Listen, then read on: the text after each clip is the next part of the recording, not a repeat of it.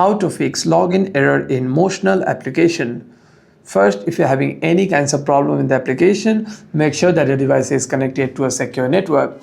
Swipe down on a control center and turn on your Wi-Fi to have some internet connection. By doing so, you shouldn't be facing any internet issues while logging in. However, if you're still facing any login problems, you can simply go to your settings, scroll down and click on General and tap on iPhone Storage. After that, you want to scroll down and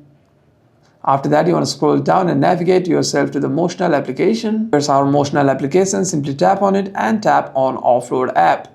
Tap on Offload app again and simply reinstall the application. And what this does is it deletes the application whilst keeping its documents and data.